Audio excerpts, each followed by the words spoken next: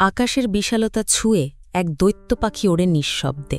তার ডানায় ঝড় আর ঠোঁটে ঝুলে এক রহস্যময় থলি, যেন প্রকৃতির নিজ হাতে গড়া শিকারী যন্ত্র।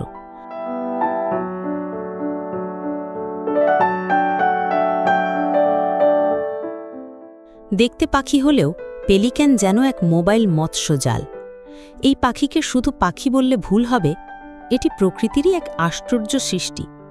একটি পাখি, কিন্তু এর ভেতরে লুকিয়ে আছে প্রকৃতির অবিশ্বাস্য সব কৌশল। ওড়ে, শিকার করে, আবার জল ছেঁকে তুলে আনে খাবার। সবকিছুতেই যেন নিখুঁত পরিকল্পনা। ঠোঁটের নিচে ঝুলে থাকা থলিটা দেখে মনে হবে যেন মাছ ধরার বিশাল জাল। এটি কোনো কল্পকাহিনী নয়, এটাই গ্রেট হোয়াইট পেলিক্যান।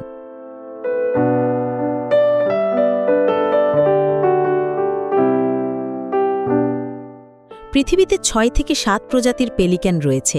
তানজানিয়ার রুকোয়া লেকে আছে পেলিক্যানের বিশাল কলোনি। সেখানকার প্রায় ৮০,০০০ হোয়াইট পেলিক্যানের বছরে মাছ লাগে প্রায় ৩৫ মিলিয়ন কেজি।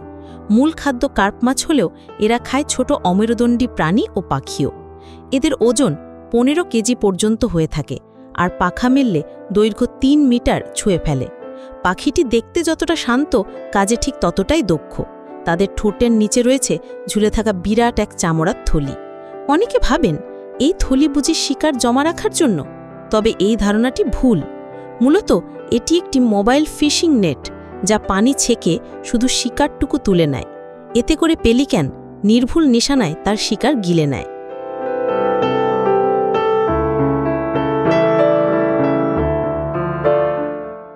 পেলিক্যানের আরেক বিস্ময় হল তারা নাকে নয়, মুখ দিয়ে শ্বাস নেয়। কারণ তাদের নাসারন্ধ্রে থাকে বিশেষ গ্রন্থি, যা শরীরের লবণ নিষ্কাশন করে। একসময় খ্রিস্টানরা পেলিক্যানকে পবিত্র পাখি হিসেবে মানত। এখন রোমানিয়ার জাতীয় পাখি ও লুজিয়ানার স্টেট বার্ড হোয়াইট পেলিক্যান। তবে এই সৌন্দর্য আর শক্তির পাখি আজ নিজেই শিকারে পরিণত। তাদের ঠোঁটের থলি দিয়ে তৈরি হয় তামাক ব্যাগ, চামড়া দিয়ে বিলাসপণ্য, চর্বি দিয়ে জীবন রক্ষাকারী ওষুধ।